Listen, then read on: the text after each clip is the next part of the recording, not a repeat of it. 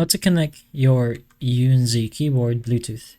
So what you're going to do is to make sure you turn on your keyboard first, and if it for some reason has switches for whatever model you have, you can turn it on Bluetooth. If not, you can go ahead and choose the Bluetooth option, which we have the options over here. You have Bluetooth 2.4 and a Type-C wired.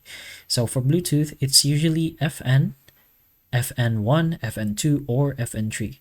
You should be able to see whatever mode or option it is in your specific manual, but again, usually it's going to be either from 1, 2, or 3 by pressing FN. So basically this over here, you go ahead and press on FN.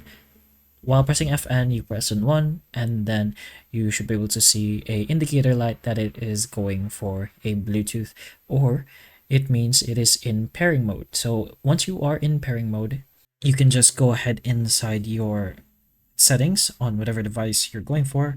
Go ahead into Bluetooth and devices and just connect your keyboard.